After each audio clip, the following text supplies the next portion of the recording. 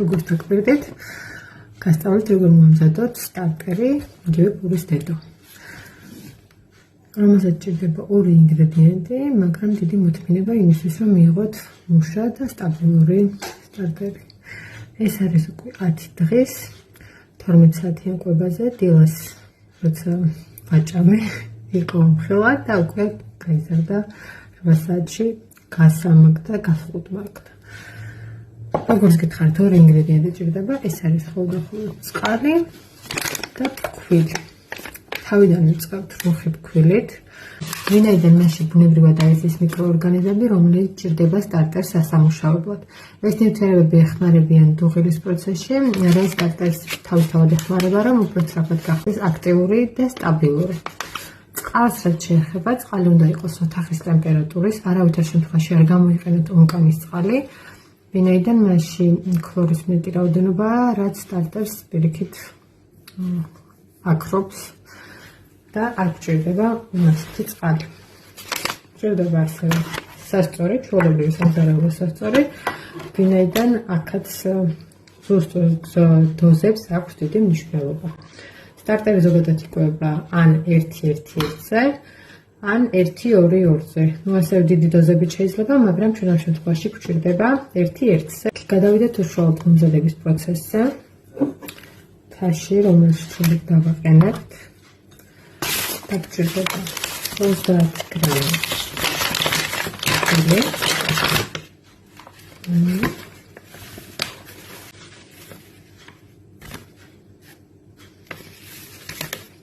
ფქვილი.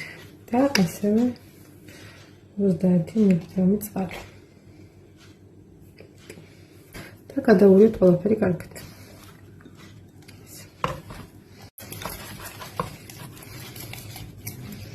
ვინაიდან სახული ფქვილი უფრო კარგად იცავს წყალსაც, მივიღებთ თავიდან ესეთ სქელ მასას.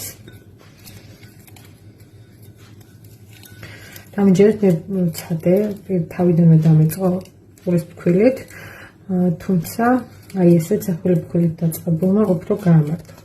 დროს რაც შეეხება, უნდა დავინიშნოთ, რა დროს გააკეთეთ და აჭამოთ ზუსტად 24 საათში. დანიშნეთ დრო და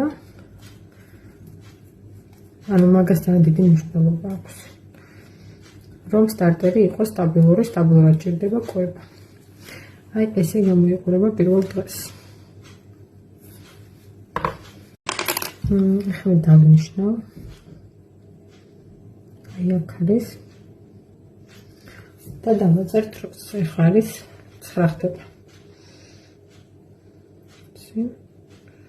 5.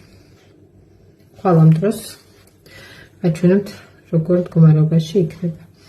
ხო, ასევე გაითვალისწინეთ ერთი რამბო. პირველ დღეებში ძალიან აქტიურად არ დაიწყებს გააფუებას, ანუ ესე არ მოვა. გაფუდება, მაგრამ ძალიან ცოტათი. შეატყობთ ამას ყველაფერს. ამას ჭირდება ახლა საშუალოდ სულ ცოტა 7 დღე და 7 დღის მერე იქნება უკვე სტაბილური.